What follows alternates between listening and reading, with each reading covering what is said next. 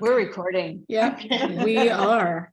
And so I'm going to start again. So I'm Diallo, and I'm the founder and president of the Kota Alliance. And this is what we call the Kota Nest. This is our home since 1 year ago. But we are an organization established in 2015. And our mission is gender equality and women's empowerment. So essentially trying to realize SDG number 5, gender equality. And we are, rather than a direct service provider organization, we see ourselves more as an umbrella organization or a collaborative platform for other women-focused nonprofits and women entrepreneurs with the same or similar goals. We take a broad view of the word women, and female identifying, etc. So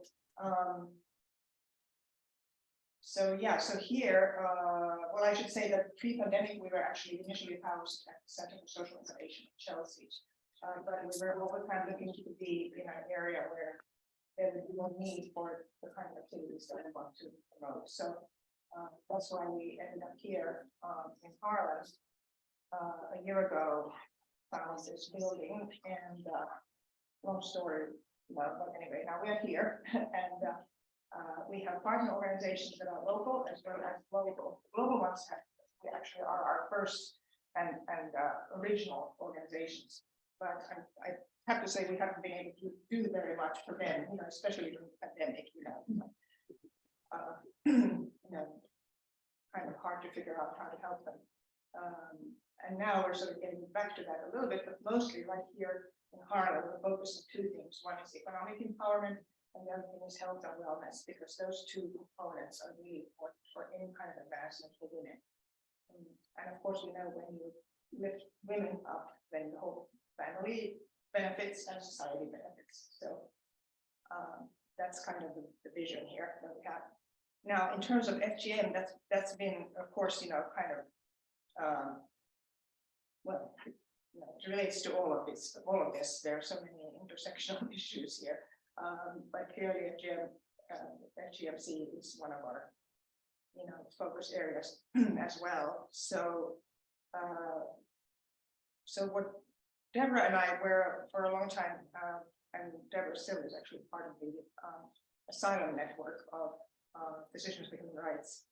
And we were doing these asylum evaluations in our office, and we saw a lot of women who have actually applied for asylum and gotten it, mostly because we were able to supply affidavits about the fact that they had undergone FGM. And so then at some point, I forget exactly how it happened, but we ended up in a group. 2016. Was it It 2015? was in 2016. The DOJ did the. You mean when the coalition started? Yeah. Was in 2016 after Okay, so when yeah, the Department of Justice started a listening tour around the country. It was 2016. Yeah. 2015, 2016. It's 2016. Yeah. It was, and then we had a Pre-pandemic. And that's where we had a very large group of people from all kinds of branches of society and all kinds of organizations.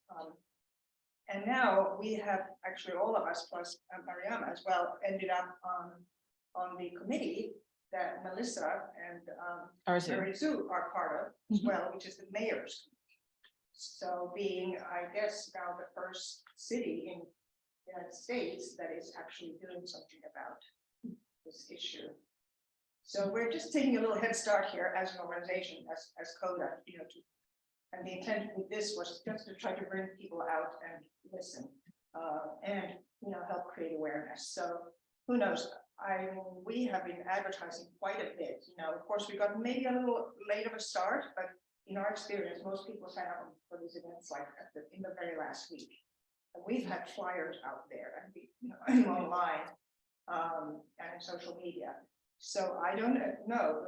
We can discuss what does this mean, so we can discuss that as well. But anyway, so I thought we could start with a few questions to the experts here. Well, maybe we could just go around and Or shall introduce we do everybody. introductions first? Yeah, sorry. So anyway, yeah, I sort of half You did introduced you, but Deborah, go ahead and fill in. first, and then Natasha, and then Mariama. So yeah, so I used Yeah. to be in practice with Yana, and then when she decided to retire, no, it was after she decided to retire, but now I'm the director of women's health at the Morrisania Diagnostic and Treatment Center in the South Bronx.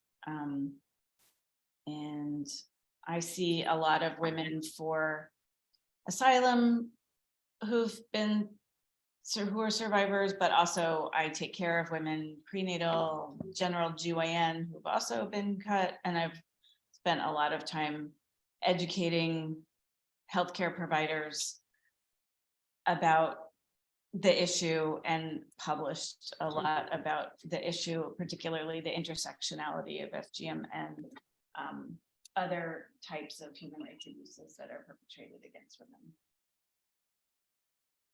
I'm done. Now you're on camera. Mariama go, because I know when you're on the screen. Oh, it's me So I'll let you first. go and then I'll close it all up. Okay. Hi, everyone. Thank you for being here. My name is Mariama Diallo. Sorry not to be there in person. But I am a licensed clinical social worker practicing in New York, and I work at Sanctuary for Families. We are a non-for-profit based in the city of New York, providing services to survivors of gender-based violence, including female genital mutilation. So I work with, I have worked with many women who have been subjected to the practice, but also young girls who may be at risk of the practice. I'm going to stop here for now, but I can take questions at the end. Thank you. Going to pass it to you, Natasha. Thank you.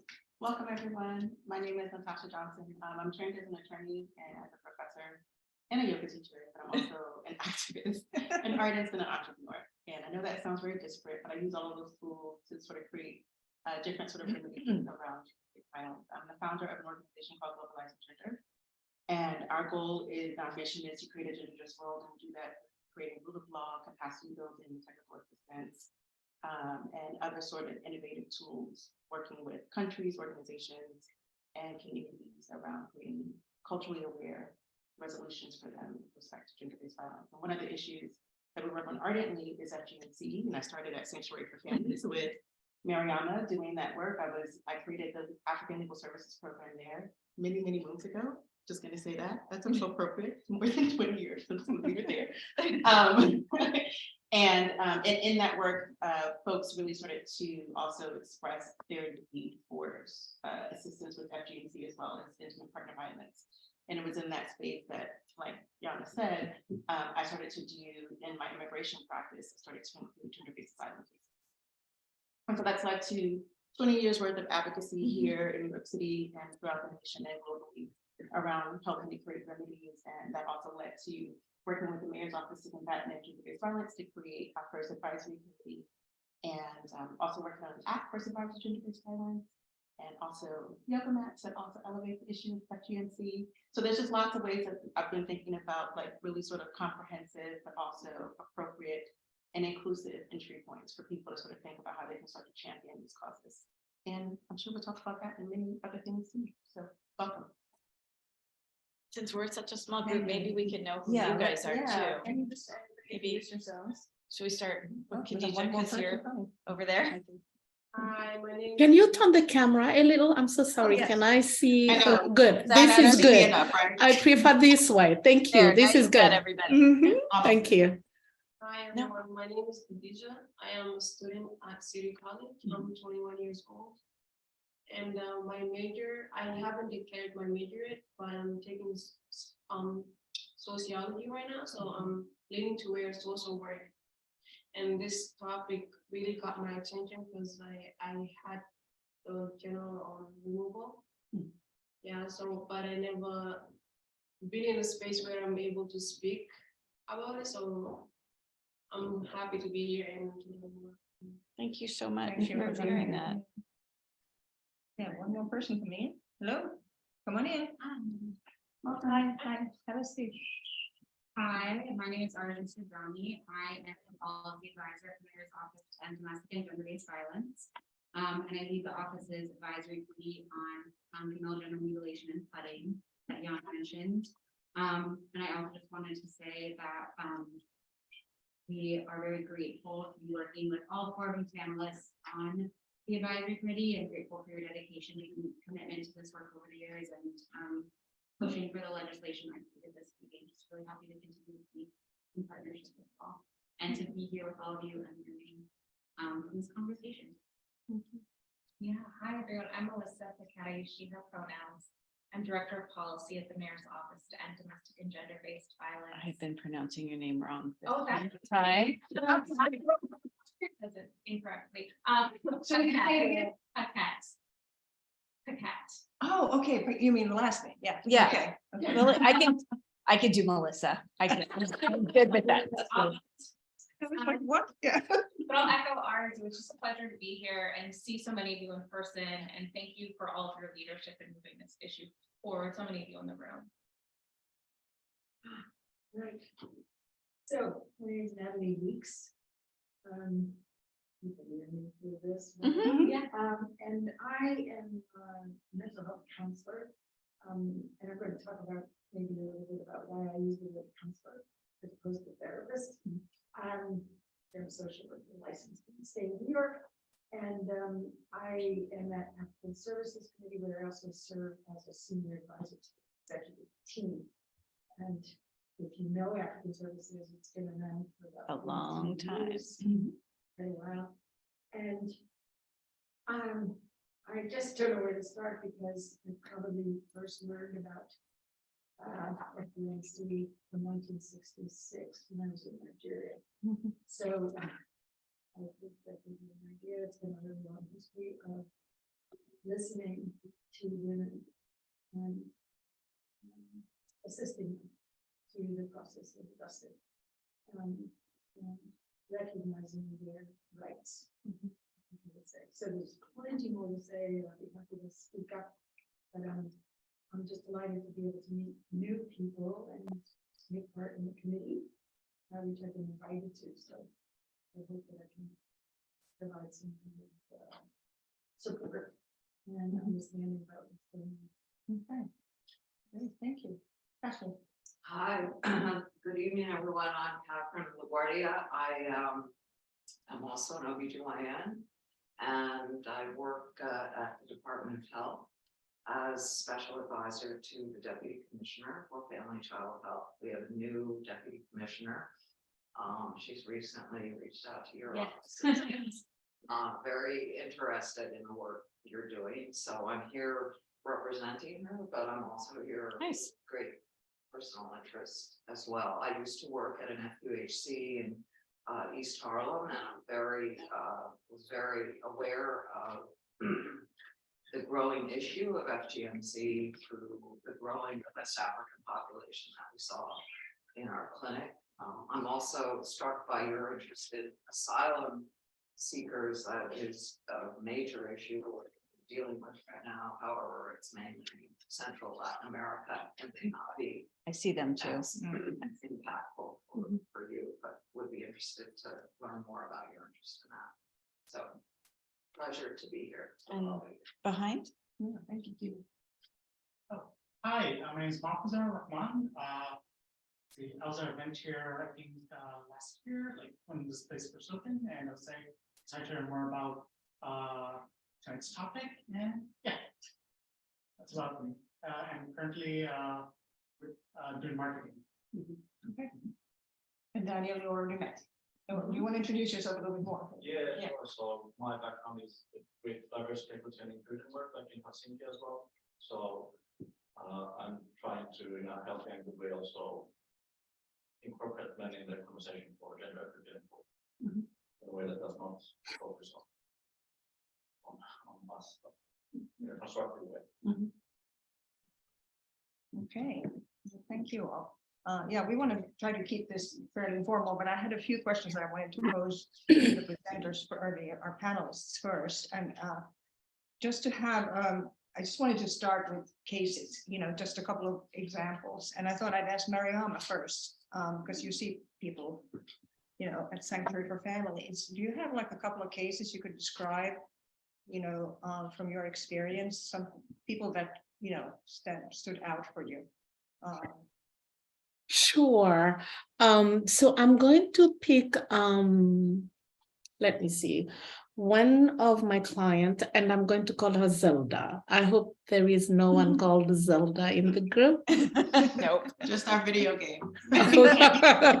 I am going to call her Zelda. So when Zelda came to us at Sanctuary for Families, she was a 35-year-old, that time living in a domestic violence shelter with her son. So her story is that she is African descendant, so she's from one of the African countries, but again, her dad was from a country in West Africa where more than 90% of women have been subjected to FGM. But luckily, her mom, I don't know if I can call it luckily, right? But again, her mom is from one of the Central African countries where FGM is not widespread. So in her mom's ethnic group, FGM was not practiced. But again, because her mom married someone from a country where it is widespread, when this client was born, to protect her, they decided to move to the country where the mom was coming from, just to protect the child. And when the child was about 10, she was sexually assaulted within the family, sexual abuse by an uncle. Who happened to be her mom's brother. And when she disclosed it to mom, mom panicked and told her, you need to keep it. You can never tell this to no one else. So when the client was describing it, I'm going to quote what the client said. She said, FGM can be a cover-up. Why it is a cover-up?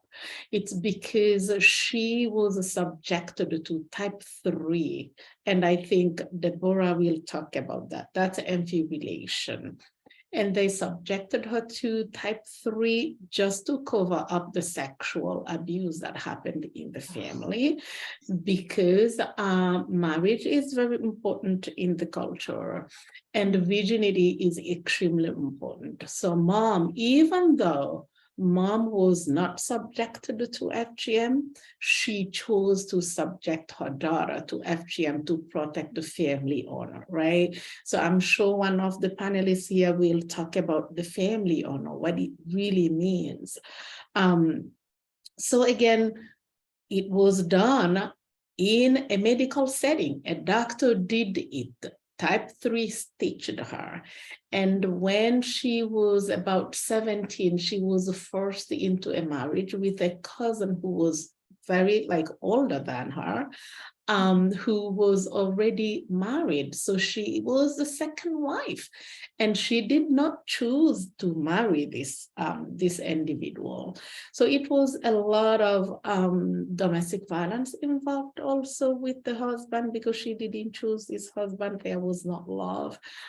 There was more like forced to marry this individual. There was a lot of sexual abuse as well. And then she had a miscarriage within that relationship. Again, she was blamed by the family for having the miscarriage. So I picked this case because I wanted to show you a little the intersectionality between FGM, forced marriage, sexual abuse, and domestic violence, right? Mm-hmm. Because FGM most of the time doesn't happen in isolation. It is on a continuum, it's a lot of different types of gender-based violence that a survivor of FGM can go through. So then she decided to move to the United States with,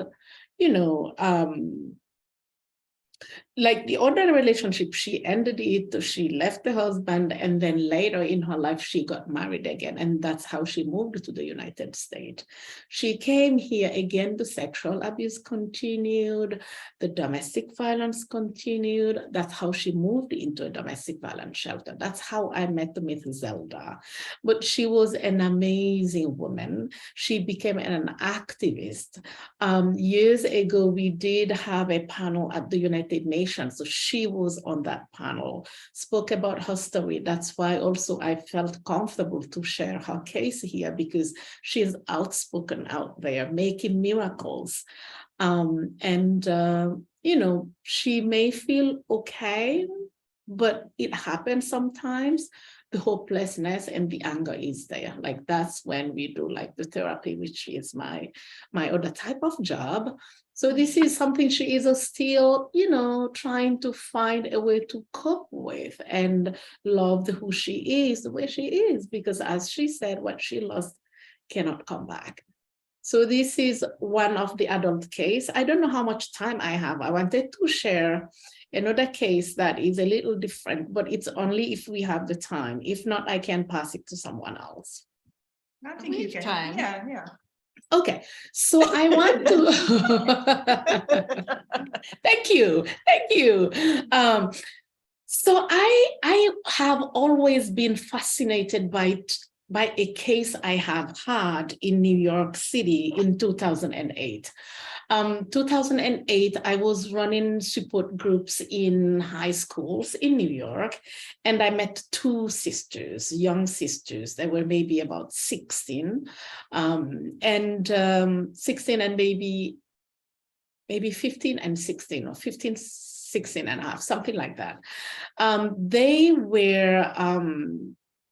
They were born in the United States, so of course US citizens, but they are from a family that was also from one of the West African countries. And when they were little, very young, maybe 6, they were sent in their parent country of origin for the purpose of FGM. I myself could not believe when they shared that in the group, and they were like confused. One of them did draw the tool that was used to perform FGM, and they disclosed that although they are starting to see their period, they cannot see an OBGYN because they are worried about someone reporting it, and their parent can be, you know, arrested, and there will be a split in the family. That time, it was the 1996 law that was just that in the United States. So as a school project, I started my master's degree in social work in January 2008.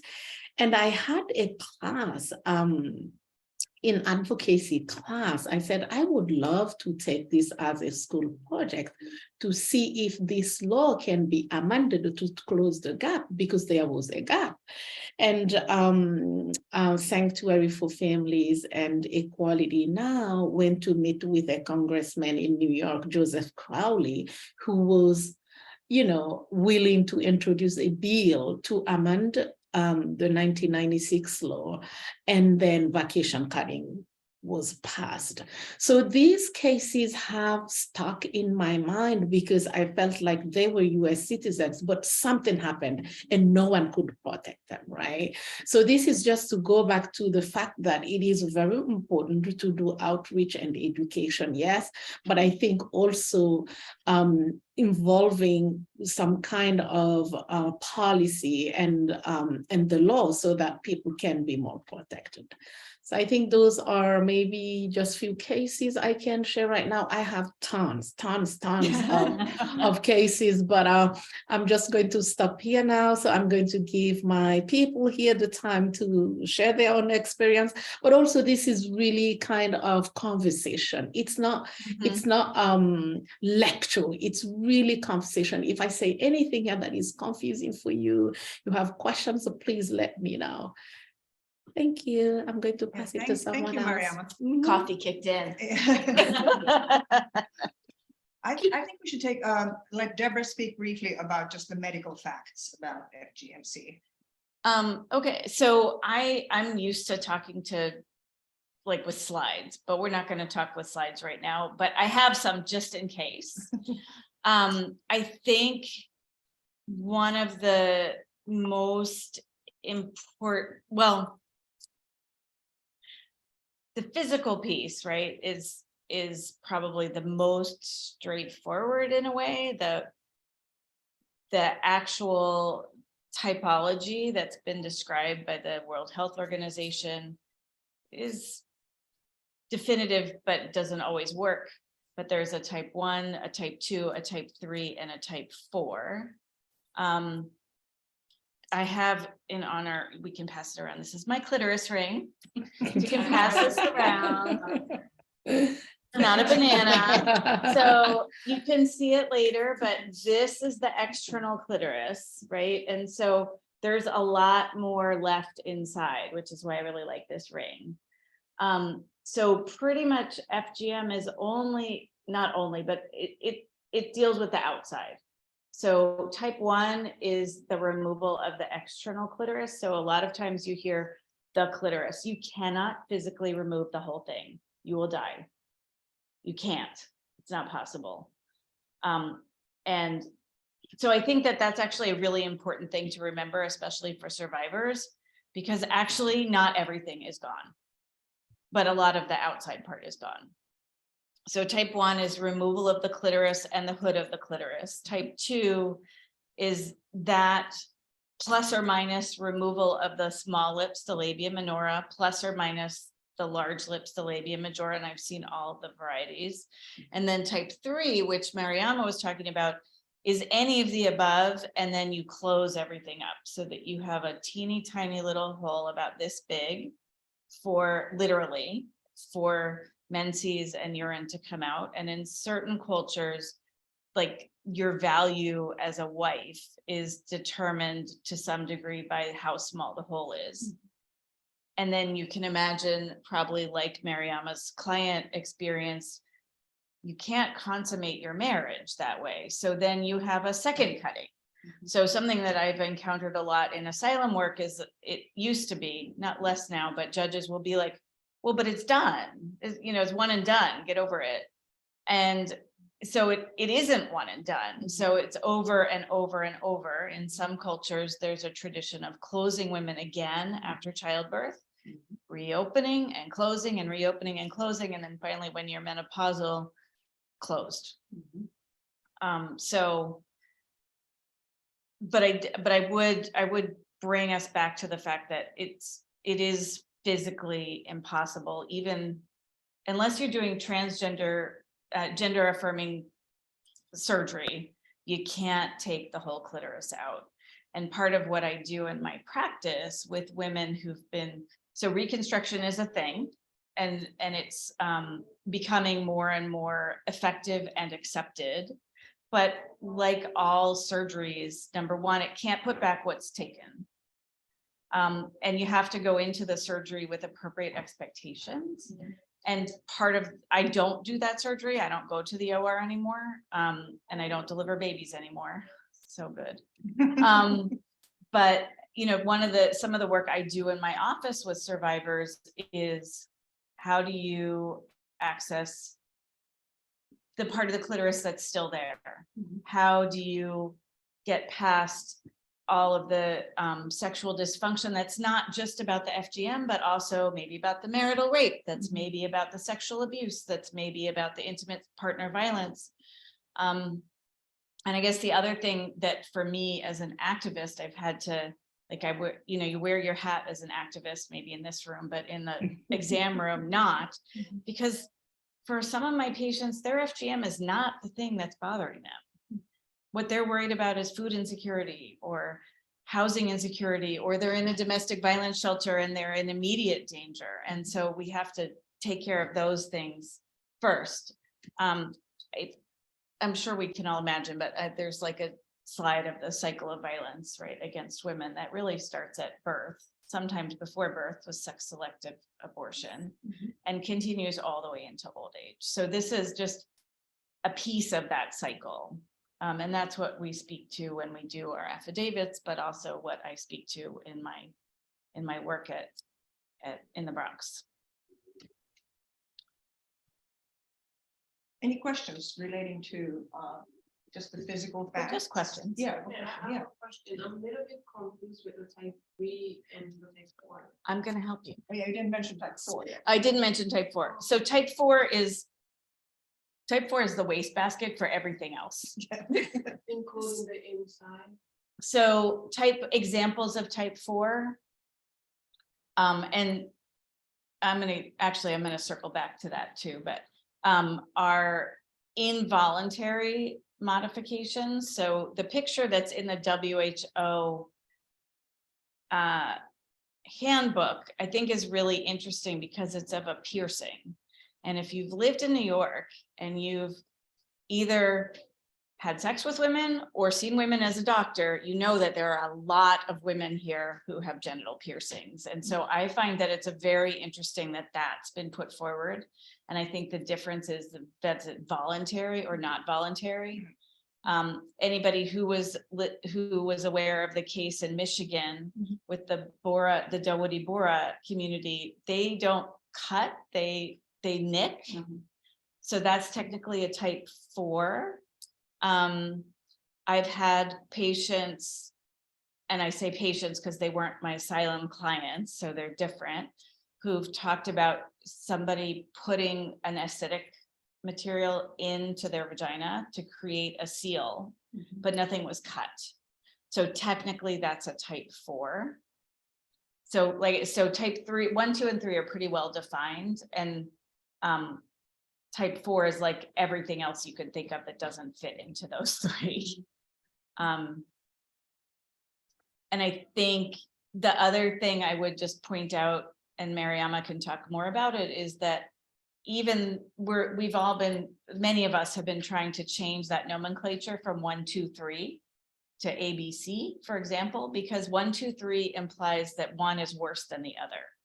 And something that's really important to remember is that the emotional trauma is not proportional to the amount of tissue that's removed. And so the psychosocial, sexual consequences of a type 4 may be just as terrible or worse than a type 3, which to our eyes looks horrendous. And you can't draw that linear relationship. And I think that's a really, really important to remember. Natasha, could you just briefly describe the current legal situation in terms of FGM in the United States? Sorry. Yeah, so arguably, Mariama, Deborah, and I could have the same client. Yeah, And we in could some all have the instances, same we have client. had the same client, except assisting them with the legal issues that also show up with respect to everything that's already been described. So currently, as of 2021, it's currently now unconstitutional again to practice FGMC based on the Constitution. There was a small gap there of 2 years where it was not technically illegal, but there wasn't anything affirmative and express from the federal government that said that that practice could not occur. So there was a 2-year sort of yellow light, is what I like to call it, as opposed to a red light. But since 2021, that's been amended. Now, there's plus or minus 40 states that have some level of protocol that prohibits some version of FGMC or some act. They are all different. Some are criminal, some are civil, some are municipal, very few are municipal, and quasi. So but they all are saying something quite different and distinct. And so you can imagine why that ultimately becomes problematic, particularly if the federal government just sort of jumped on the bandwagon again. So it means that it's very wide and open for interpretation. And like with Mariama's second case, many of those 40 states also don't necessarily also prohibit vacation cutting as well. So there's also some loopholes there in some of those states. Just for example, today, folks may already know this, but in Connecticut, there was a proclamation declaring zero tolerance for FGMC. which is lovely. That means that there's an acknowledgement, but it also doesn't mean that there are any legal protocols, legal remedies Right. attached to that proclamation. It's a really lovely, They're working on it's a it. really lovely certificate. I know they're working on it. They're also part of the advisory committee. We have some folks who were there, but just to sort of give it just a distinction, right? Like, so part of the work that needs to be done legally is having the powers that be, as I call them lovingly, the PTBs, first acknowledge that there's a real issue in the country, and then secondly, then start to think about what those remedies need to be, and also determining what's going to be appropriate, so that you're not only necessarily just prohibiting the act, but more importantly, you're also thinking about what the remedies are for the current survivors who already currently exist, and really thinking about what they look like from a culturally responsible, which, and I'm clear to say that as opposed to aware, right, but a culturally responsible approach. So when I think about what a culturally responsible approach would be, that would also be like with Mariama's first case, right? Also thinking about how to have family unification be part of what those remedies would be, and thinking about families where those acts have already been, they've already occurred, right? Because we understand that there's going to be real genuine ruptures within those families, and how do you also think about repairing that, if appropriate, and when you can, right? So, and also making sure that, just for example, guidance counselors at schools throughout all of the DOE are aware of this issue, and also have been advised about how to necessarily work with young people if they are available to sort of share, you know, what their current status is. So I say all that to say that legally, there are varying protocols. All of them are not necessarily as firm and tight and active as I would personally like, and I think many of us here would like. But in New York City specifically, vacation cutting is prohibited, FGMC is prohibited. Anyone who actually organizes the act of FGMC in New York City is also liable for criminal protocols, and criminal, you can be arrested, and also if you are undocumented and you were found to be guilty, it's also a deportable offense. That's only for New York.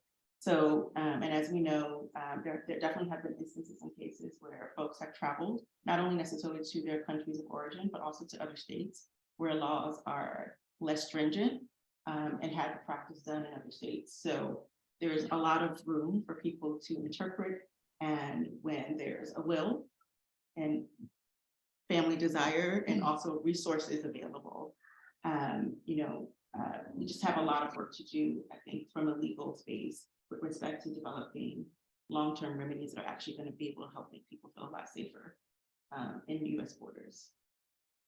I think the other thing to point out also is that FGM is an accepted grounds for asylum. So even if it's happened in the past, those people are considered part of a what do you call part of a group? Yeah, but Particular social class, group. but you have to build a class, and so that class could be based on your religious origins, it could be based on the ethnic group, it could be based on the country. Yeah. So there isn't one sort of finite class. The class has to get created, and it's all based on your individual facts. Yeah. And I say that to say, particularly when I used to have to create those cases, myself and Khadija could be from the exact same town, same community. We could literally be cousins, and we have different facts.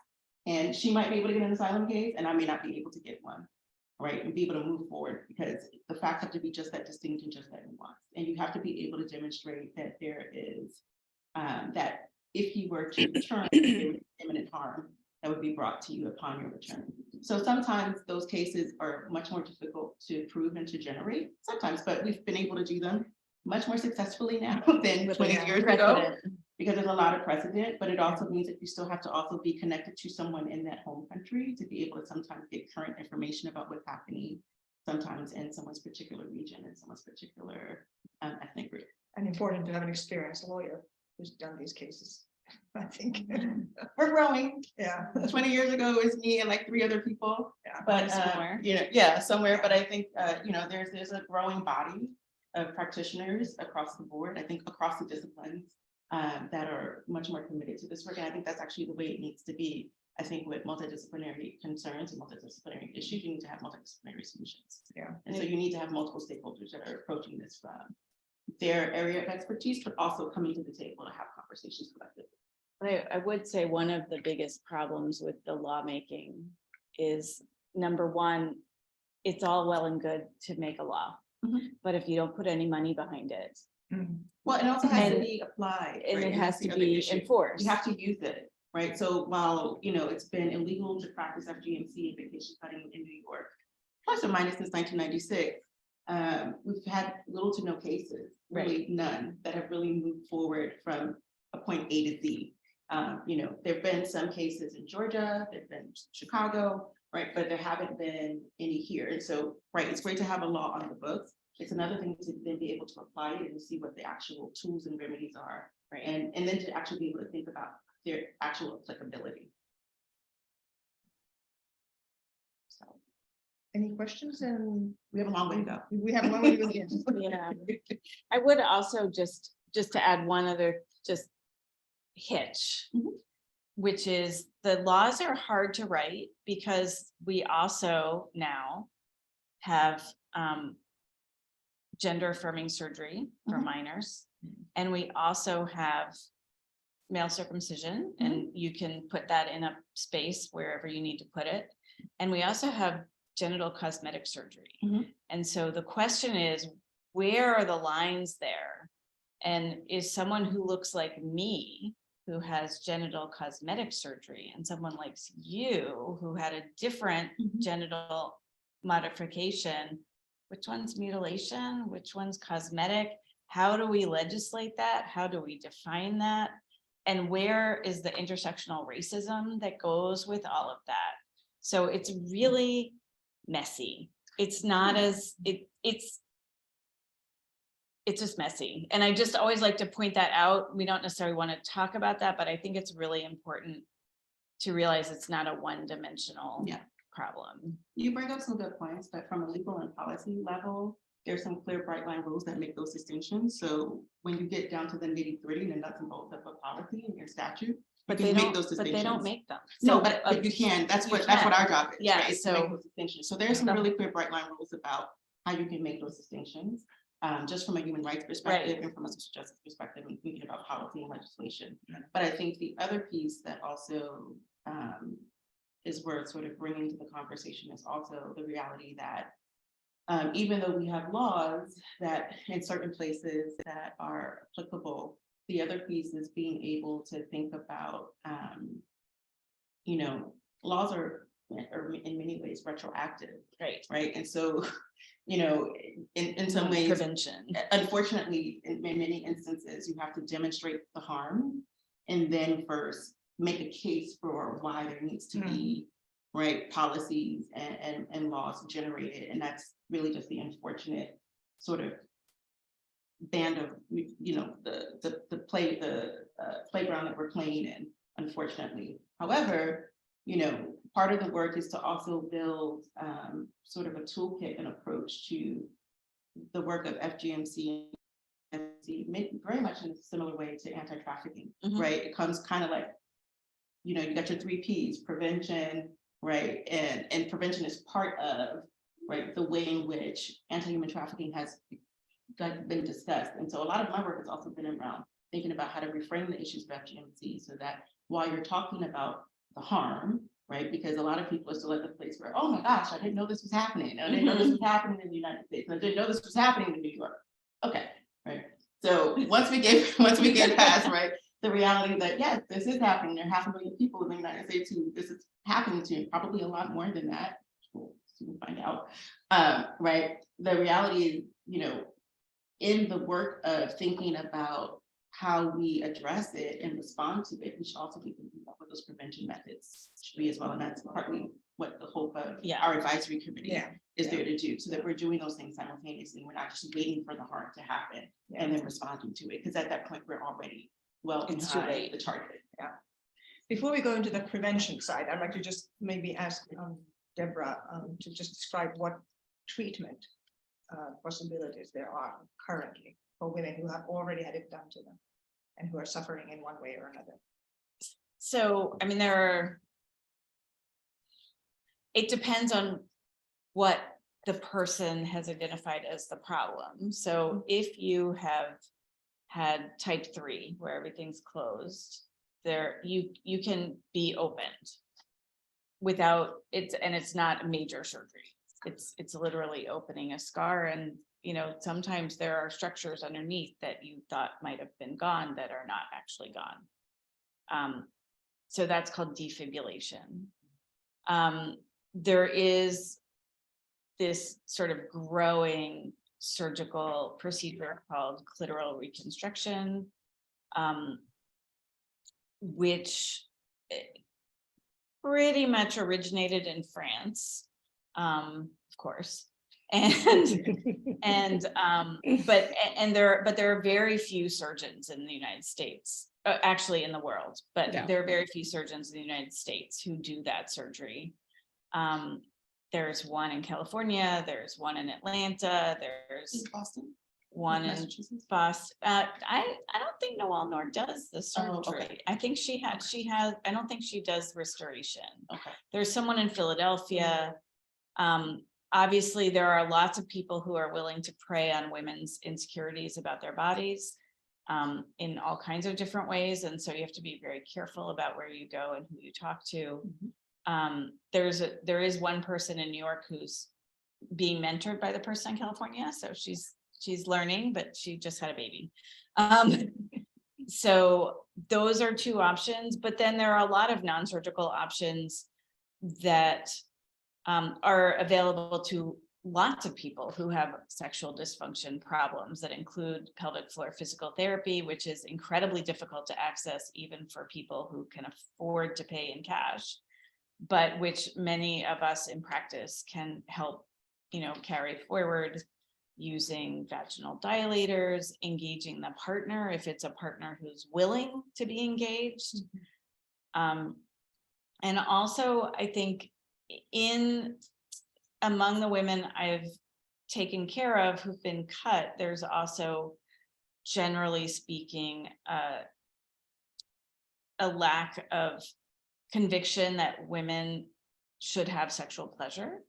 And so just talking about that can also be really helpful. So it's normalizing the fact of sexual pleasure. It's helping with the issues of pain. It's possibly talking about surgeries if they're appropriate and the expectations are reasonable.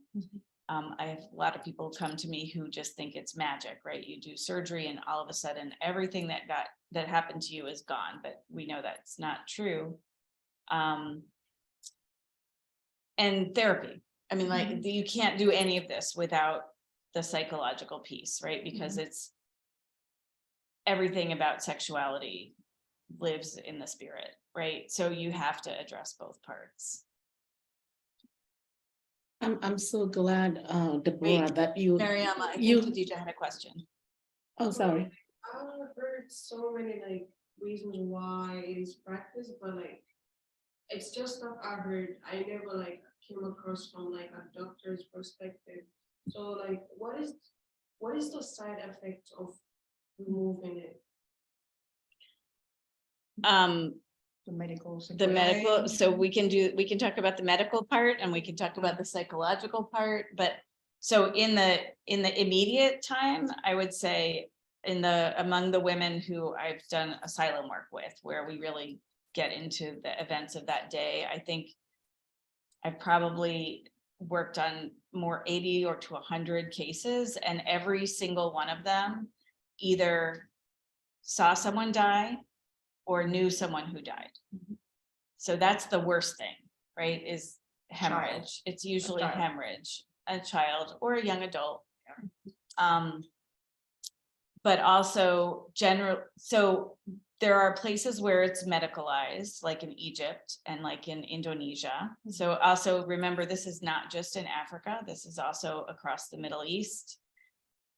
And also in Indonesia, probably in parts of Russia, and in the United States, right? And I'm going to get back to your question, but just to say, European medical providers used to remove the clitorises of little girls who were thought to be excessively sexual or masturbating too much. And until 1973, it was a covered procedure. That was the last time it was paid for by Blue Cross Blue Shield. It's a longer conversation. But that was in the US, the coverage. That was in the US. Yes, we can have that conversation. But so and rarely, I would say, I've never seen someone who had just been cut, because I lived in Cameroon, but it's not a practice so much where I was in Cameroon. But many of the girls that I've talked to in non-medicalized settings, the instruments aren't sterile. They're none in big groups, so you have big risks of infection. I don't know anybody who got HIV, but it's certainly a theoretical risk. Tetanus is a big risk. Also very painful if you just, there's no anesthesia. So it's incredibly painful, and it's painful afterwards. If you just think about what it might be like to urinate on an open wound, right? That's really, really painful. Anybody who's had a baby knows what that feels like too. So, and then later you have issues of sexual dysfunction for sure. There's some conflicting evidence, but it's pretty clear that there's an increased risk of what's like a bigger tear when you have a baby, sometimes extending into the rectum.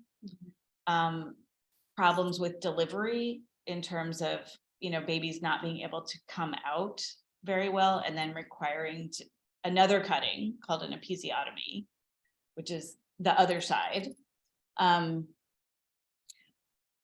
There, right, and chronic vaginal infections, itching, keloids. Do you know what keloids are? No. Have you ever, when it happens Most more people see them behind folks' ears. for pierced ears, they're like these big lumps where people get their ears pierced.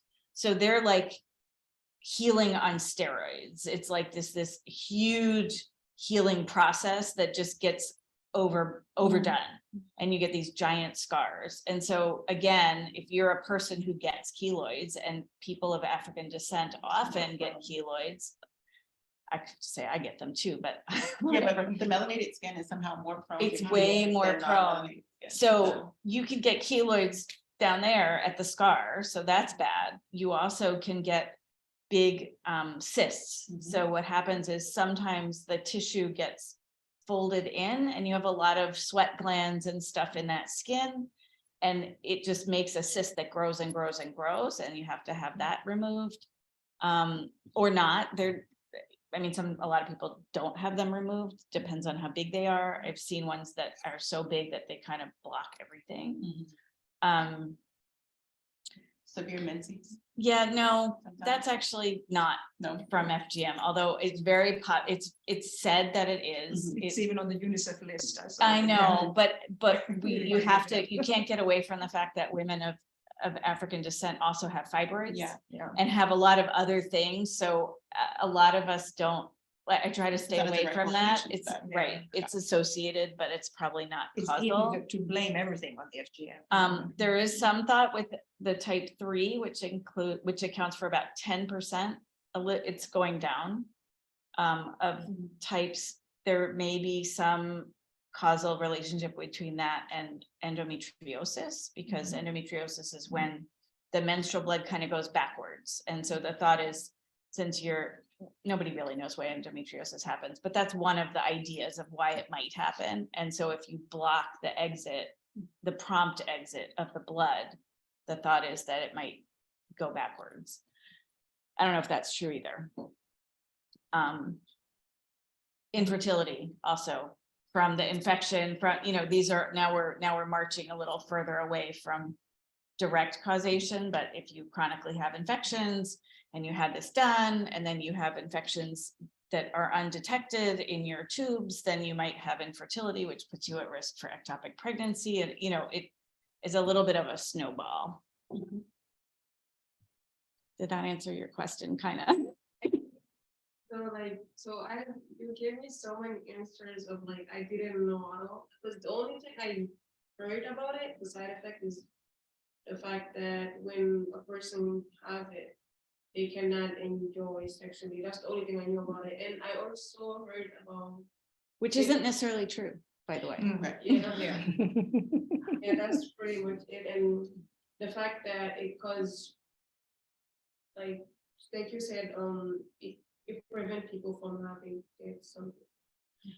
When that's what I heard, but back at home, they don't believe in that. So when I heard, I just pushed it aside. Where are you from? I'm from West Africa, Guinea. So Mariama, what do you tell people who raise, our counter arguments that this is part of their religion or part of their culture? Sorry. Mariama has kids at home. I'm so sorry. You need to close the door. I'm sorry. Okay, I am so sorry. I'm home. I have a child around me. Can you repeat the question, please? Yeah, I would say, what do you tell people who raise the counter argument, that this is part of our religion, our tradition, our culture? And we as Westerners shouldn't interfere with that. Okay, so I think we have to be very careful about looking at this as something that is happening just to someone, like one culture or one individual, right? This is a global issue. It's a worldwide problem. Although if we think about it, like there are more African countries that can practice it compared to other countries. I don't know if I really got your question, but again, if I didn't, please stop me, I can come back. So if you look at it as someone global, it is happening cross religion. And we know it is not only people of color who have experienced it. We have people here from the white community who have been subjected. We have Renee, we have Jenny with their children, and we have a few cases that didn't come out yet, but it is there, we know that. And I think Deborah did talk about this being covered in the United States till 1976. 1976. So that's mean it have been happening here. So we have to remember that it is not, okay, I'm so sorry, I'm getting too distracted. Mariama, I'm more thinking like, what should somebody like Khadija say to her relatives when they say, assuming they're maybe not your relatives, but somebody, in your parents' home country, raising these arguments that. So when, so if it's a part of a Or culture, religion. well, okay, well, if we think about culture can change as well, right? If it's, I think, Khadija, you said your parents are from Guinea. Well, my parents were born in Guinea, and my grandmother was not allowed to go to school that time as a young allowed, right? But now all young girls must go to school. That was a culture that time. So how did people do to change that culture? I think this is something we need to think about. Culture is not static. We can work on it to make the change. Although anytime we use the culture to justify something, it takes longer time to end it. This is where we need to be very careful. And it is very common that the culture, the religion can be used to perpetuate many types of gender-based violence, and FGM is one of them. I think also to that point, there's a lot of African countries, just for example, who have done a lot of really good work over the past 15 years, especially. Most prominently East African countries, Ethiopia, Kenya, where they have, from a community-based perspective, really started to think about, as Mariama is saying, starting to take cultural norms and modify, right? So having, men involved in the advocacy work around talking about FGMC, particularly young men right at the point of them getting married, having workshops with men and men, talking about what it means to maybe now marry someone who maybe hasn't experienced the practice and what that looks like and what their responsibility is.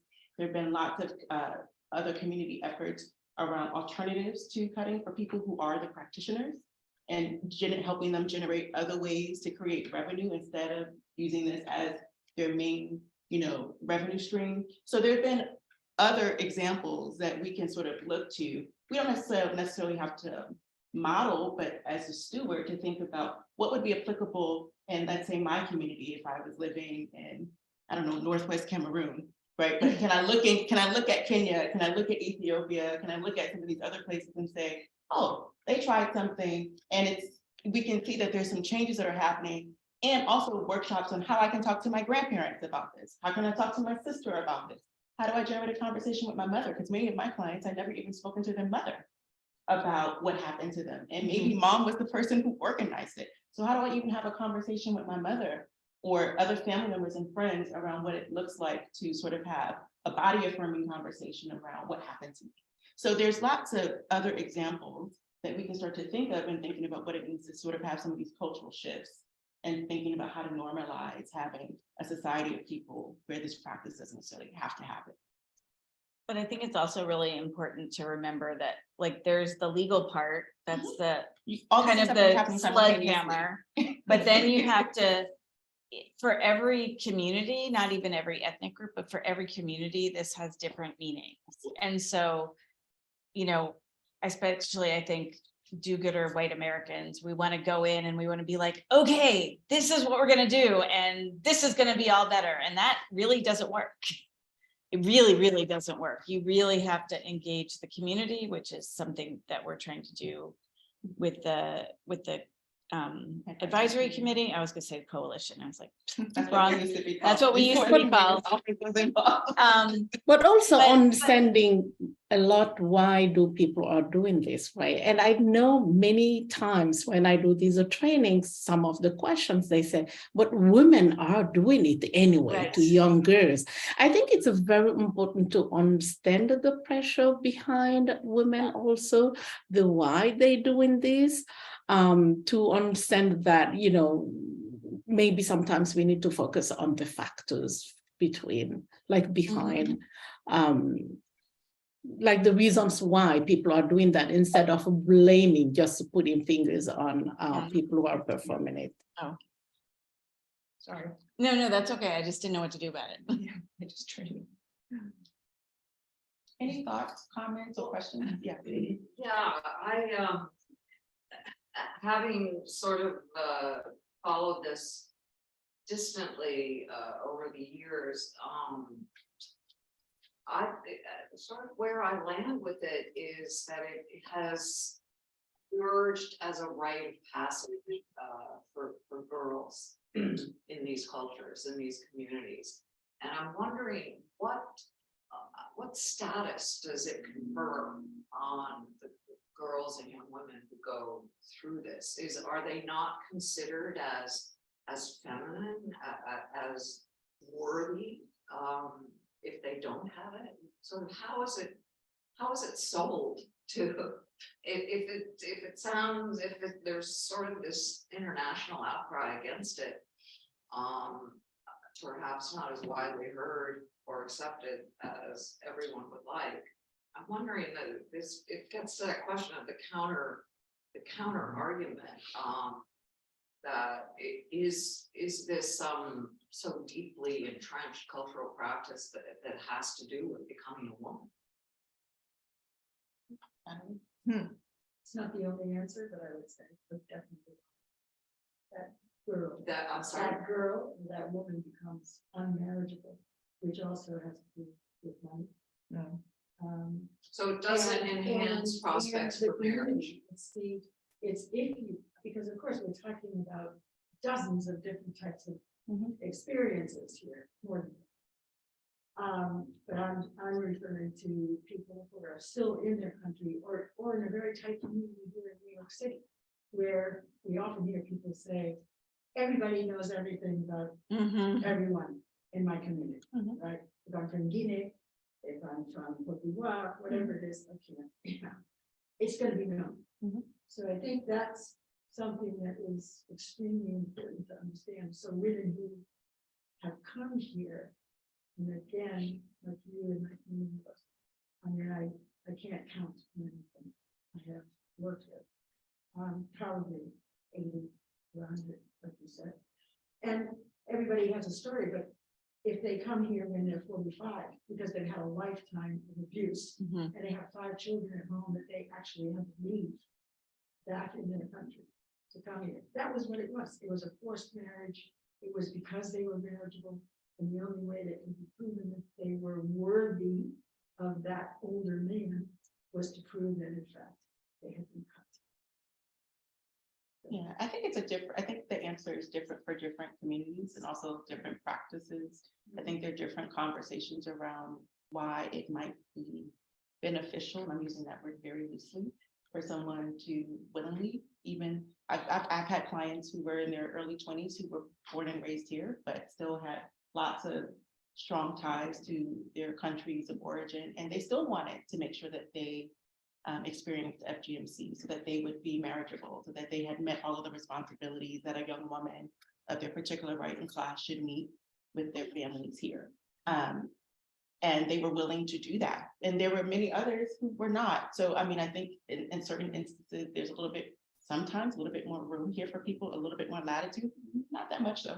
But I think there's a few cases where that's the case, but I think the conversation is quite varied and different, but I think overarching, there's a lot of conversations land in the place of it makes you more marriageable. Sometimes there's a conversation of cleanliness. Sometimes people suggest that it's religious or that it's aesthetic. You know, sometimes you get a place in society, particularly in your home country, like you get access to things because now you can be married, which means now you can own property, which means now you can potentially have a business.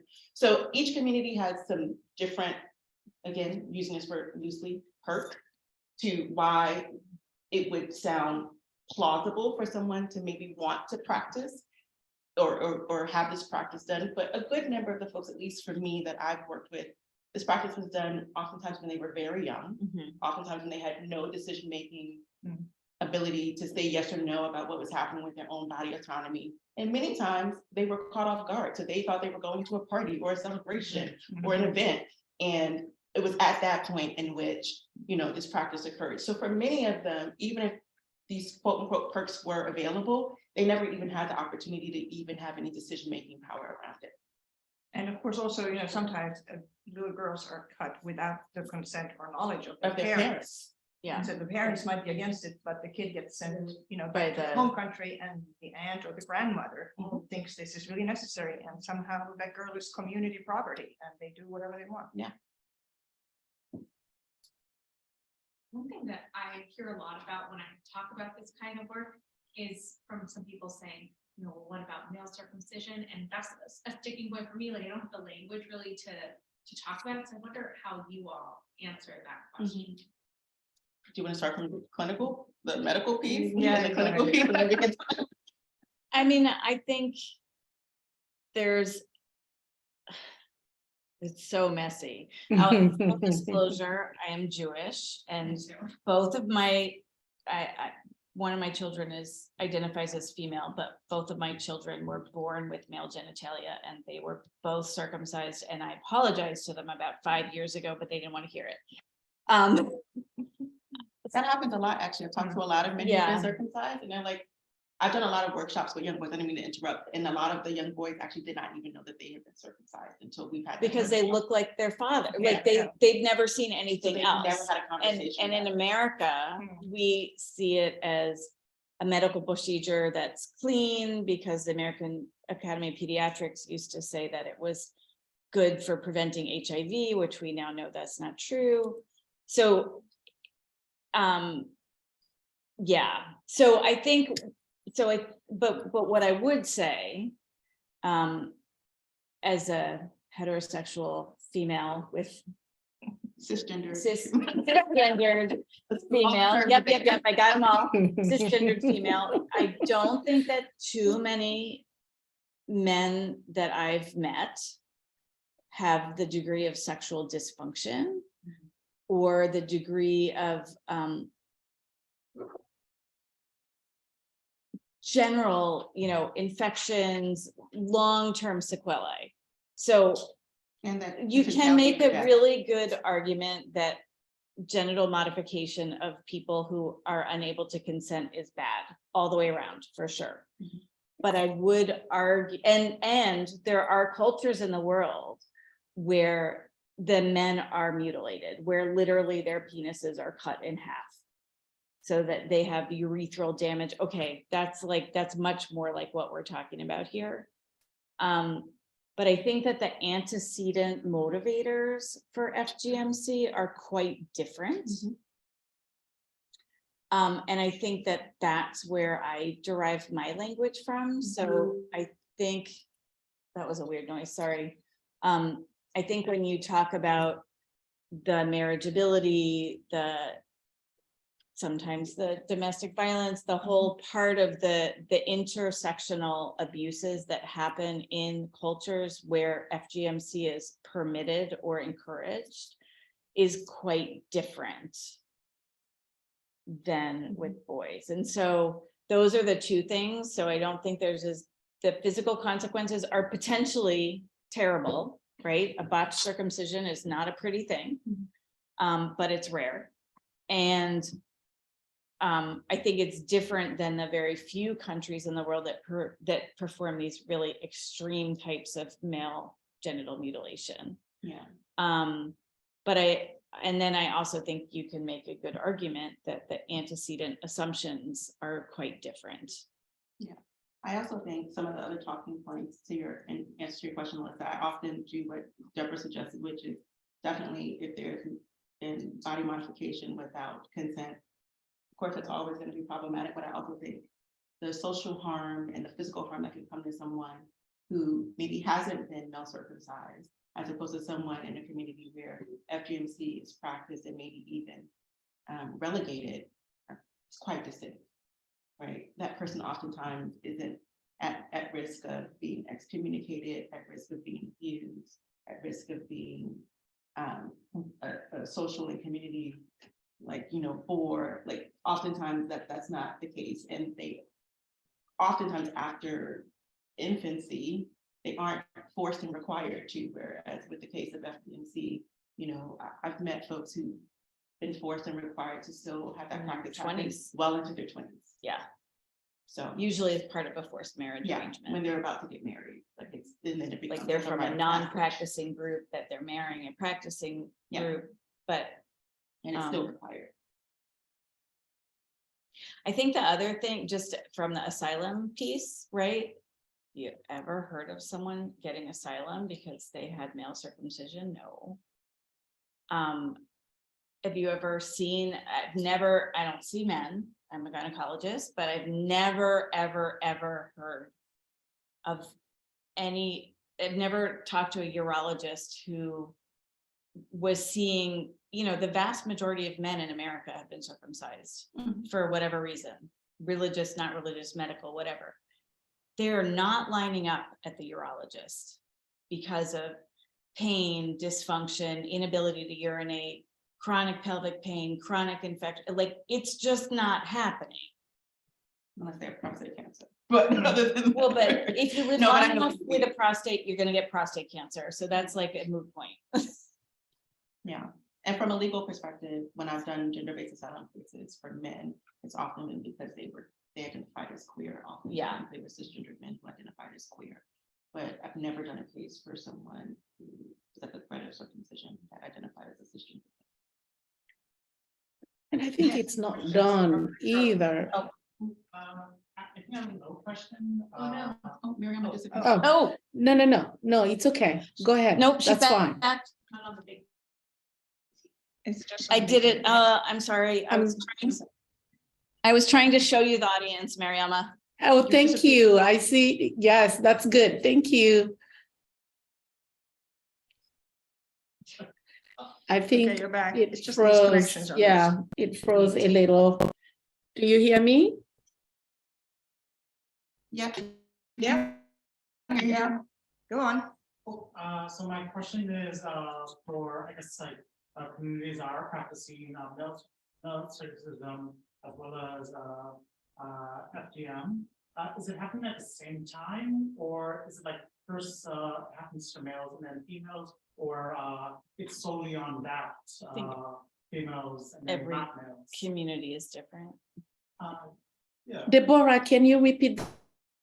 So I I didn't hear think the this one. question is, does the male circumcision happen around the same age as the female circumcision? What is that noise? Does- No, I think like, does it, for that practice, for males, does it happen at the same time, with, females as well? You mean in a particular community? In a particular community? Aren't the males usually done later? Like. It depends on the community. Sometimes it's at birth, sometimes it's a rite of passage for the men, for the At puberty. boys at puberty? Or were you gonna say? I was just gonna offer my Yeah. experience. I wasn't really prepared to discuss it, but there are many hundreds of communities, different tribes, we might call it, for whom the boys, it's a major, fantastic situation.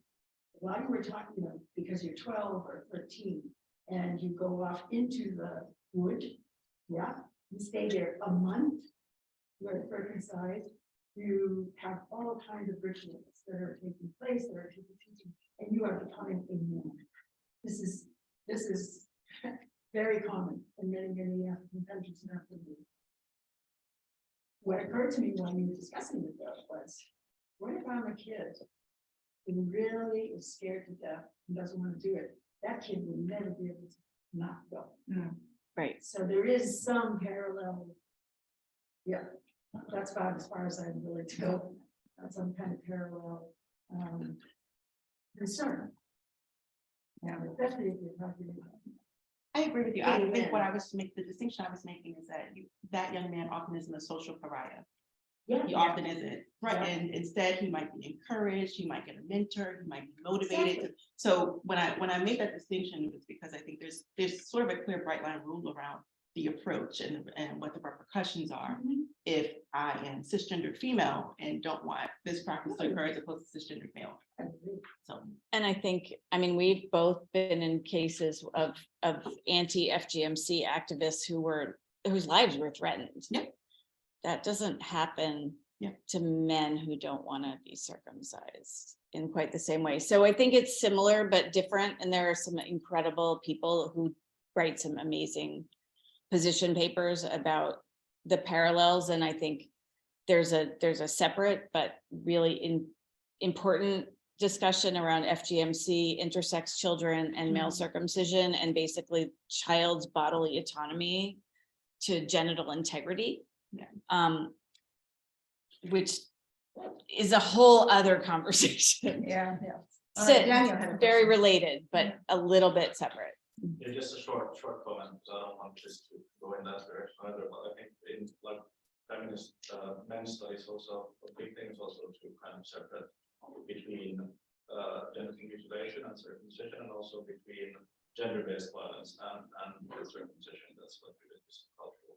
Those are things that I would keep very separate to talk about about gender-based violence as the thing that a man would like experience too, because that's often it's idolized and like a good thing and so on. So it's a really tricky conversation to have with people, but it's a very different thing, at least for me, than gender-based violence. So well, to your point, I think, there's a responsibility that all of us have to like being able to like just respect and uplift the nuance, right? There is no individual case that's exactly the same, even if we were talking outside of this context, just even as practitioners. Mariama's clients are always going to be different and distinct. Your clients were always different and distinct. So while we still had overarching umbrellas in which we were able to sort of receive their cases and be able to try to best service them, there was still nuance with each of those individuals because we are all going to come with our own separate set of facts. And so it's important that, and particularly as an attorney, it's imperative that that's the conversation that I'm able to sort of be able to make those distinctions with. How do we create policies and laws that are going to sort of be able to be received and sort of uplift the issues and the concerns of the mass and the masses, but still be able to appreciate and be able to be responsible. Maybe not always responsive. I think there's a distinction between them, but responsible to the nuance. And that's the way that we also need to sort of have these kinds of conversations. So let's get like really granular and talk about New York City, and what we could do here to prevent FGM from happening. I think we're talking most about vacation cases, perhaps, or travel, maybe interstate travel or something like that. And there are Yeah, communities good that idea. there are communities that have brought cutters from the home Really? country. They definitely do it around harvest season. They'll pool their resources and monies together and bring a cutter from home country here, and they'll be here for about a month, anywhere from a month to 2 months. So And, Haven't seen they do them anything. in restaurants or when they're closed unexpectedly for a pronounced period of time in certain communities. This is oftentimes what's happening. wow. And under New York state law, that's illegal. It's illegal, even the organization of it. If I make a phone call to bring that person from Kenya to come here to cut, I could be liable criminally. But it's so complicated, right? Just like an incest case. It's so, this is your family. You don't want to betray your family. It's all the nuance. It's so complicated. You can't, that's why I said, like, sometimes the law is the hammer, but then you have to really get into the weeds with each individual person. Yeah. And you have to have this conversation, like, this does not lend itself to TikTok No. or Twitter, right? Where you have 30 seconds or 72 character, whatever. I don't have social media in my life, but I won't do it.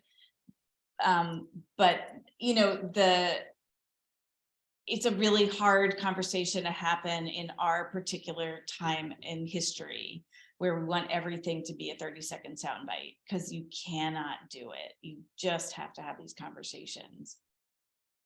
Which is, you know, I think to your question So how around do you New York reach City, people? Yeah. right, which I think is partly why the body of the advisory committee sort of exists, is to be able to start to think about that minutia, but also to think about those overarching umbrellas where we actually can start to tackle some of these issues, like with the Department of Health, right? At least all of the HHCs can start to think about how they modify their intake, so that at least that's a question that gets asked. Right. Now, when people come into the hospital, because right now, that's not necessarily par for the course, right? DOE could be thinking about how they're developing policies so that all of their social workers and all of their school nurses, right, or at least trained and know what to look for, or at least know what kind of questions to box ask. on ethics that you can check. You know? Right, I mean, but that's a place to start, because there is no box now, so there's There's no a place for code. people to identify. There's a code. There is a code, right, but everyone doesn't know that, and No. even though you have your medical license, Yeah. people aren't practicing it, so it needs to be part Right. of the course. And one of the things we So- also try to teach, like, I spend a lot of time talking to medical providers, like,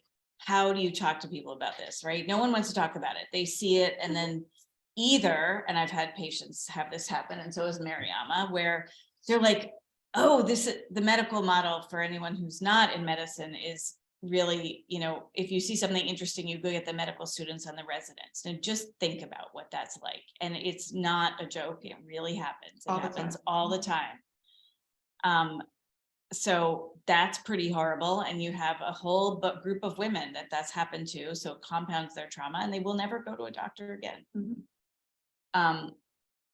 But we also, I think, you know, everybody thinks, oh, doctors know how to talk to, or providers know how to talk to people about sensitive stuff. And that is, that is, I'm not gonna say the No, word that I want not to say, but everyone. that's just ridiculous. And so I spend a lot of time talking to people about how do you talk to your patient about this sensitive thing about which you know nothing.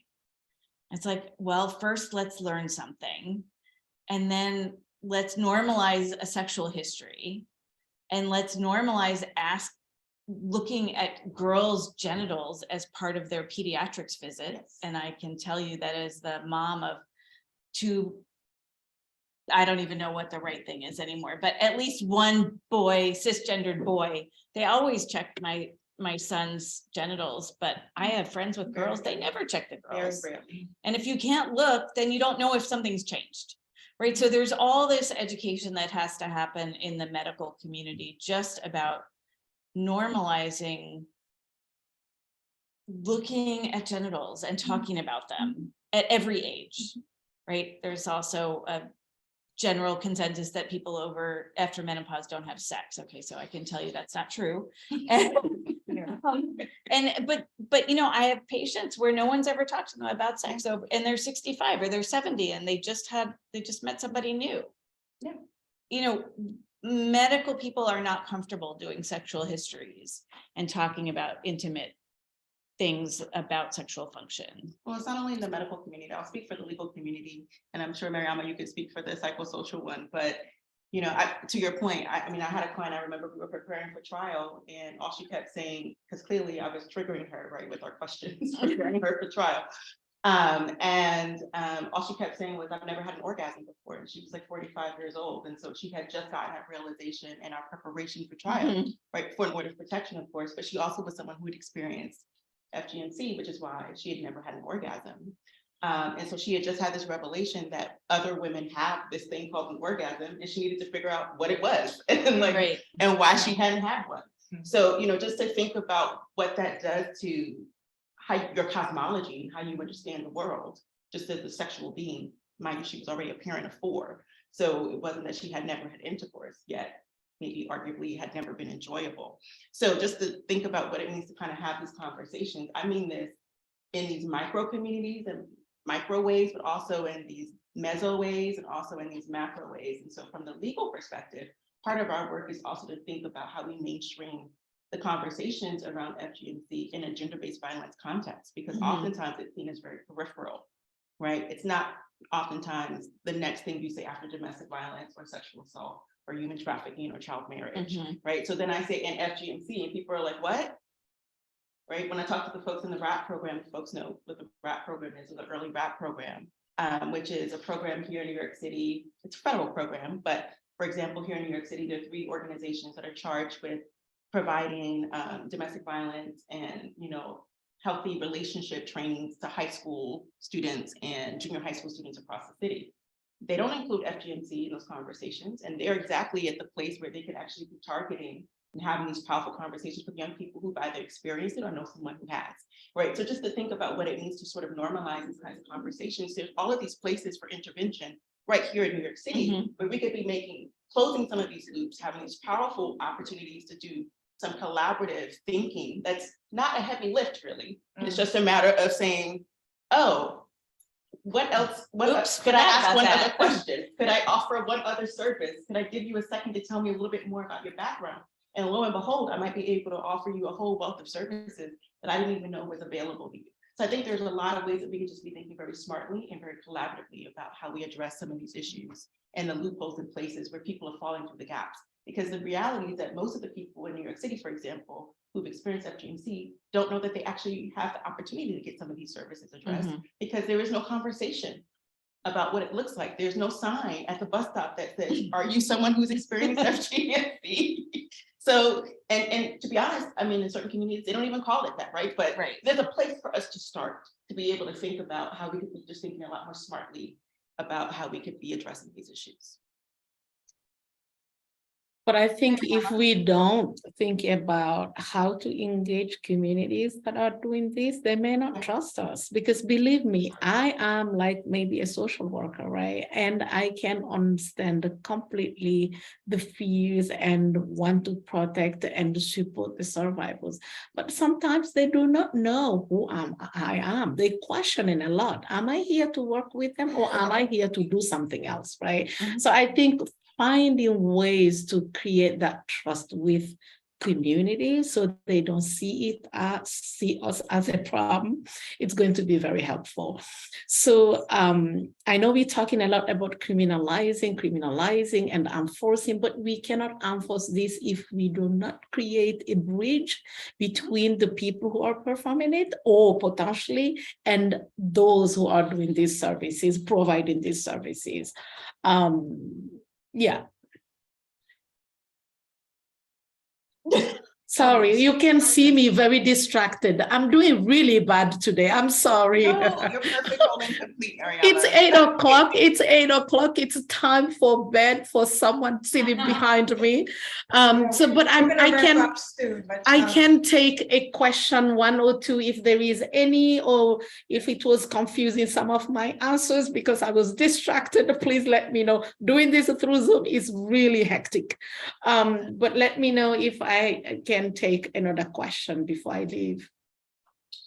How is it? Do you want to raise your hand? Oh, yeah, I was just like adding to kind of what was being shared. I think one of the things in my experience that is important, though, if we're trying to find ways, like access points to engage with individuals who have experience and practice of FGM or just anything kind of like this in general, is also, though, like you can add that into like a question that a doctor might ask or to an intake form. But I think and we've seen this happen through city government and with nonprofits trying to do some of this work, unless there's also like a racial justice lens and all of these things, it actually, and also ensuring that it's done in a trauma-informed way, really can continue to cause more harm. So I think that's a crucial part of a lot of the training that is being done, because so many of these institutions don't have that, or like they say that it exists, but it's not actually effectively integrated into the way that things are done. So I think that's just a huge part that has to be like added into this work. I agree because- with you. I think it's a bigger issue though. I think it's just part and parcel of the nonprofit industrial complex. And I think it's particularly a major issue in the anti-gender-based violence space. But I'll get off that pulpit for now. We can talk about But that yeah, later. no, But you know what I mean? Yeah, I think it's just, I think even like when thinking about providing city services, right, like. It's great to have these conversations like with the DOE counselor, but also wanting to ensure like that they have. This lens of understanding like race, they're taking culturally responsive and sensitive approach, like all of those things, because. We've seen then, to like Mariama's point, like then people, I think someone else said this too, similarly, like then we'll see people not want to come back to a doctor or actually go back to their school counselor or things like that. Because of the way that they have felt unsafe. So and one interesting example that happened in the UK actually was a couple years ago. They passed a law that every girl of, under the age of 18 from certain countries had to undergo a genital exam. Okay, so there's so many, and the idea was that they would find affected girls, but like the disaster that policy created, it's now gone. But think about it, was just so a some nightmare. countries.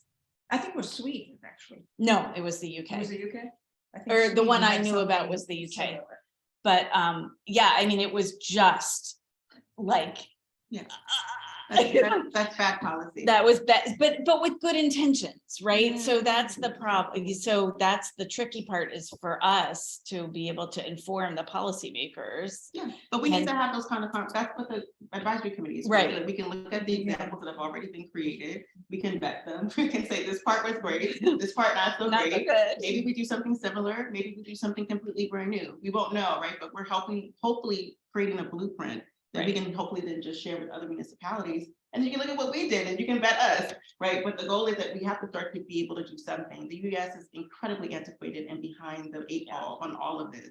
And I think the other piece, to Arizu's point, that I think the other missing piece is to also make sure that there's a class lens that's applied to this, which is why I wanted to have this advisory committee live in the mayor's office, right? Because it's one thing for us to be able, all of us have been doing this work for 20 something years, but we've been shoestring it together. Right, and so, I mean, to be honest, right, Yeah. I can only speak for me, but we've been Yeah. shoestringing it together. And so, while, to have all the information in the world, but then to not be able to have the resources to be able to give you quality services that are going to be sustainable is a disservice, right? And so it's imperative that this becomes just as natural and a free and an accessible option, right, as it is to Get a get COVID your test. COVID test, which might be going away soon, but for the time being, they'll get it for free, right? So, but my point is like that piece has to also be part and parcel of what gets created and what gets generated, and that's where you start to be able to normalize things and be able to start to have these kind of conversations in a much more open forum, as opposed to it always happening behind closed doors. Right. Natalie, did you have something you wanted to offer? Oh, I got a thumbs up? I'll take that. I think we'll let you go, Mariama. You're released, friend. Thank you all. Thank you for Bye. coming. Bye-bye, thanks.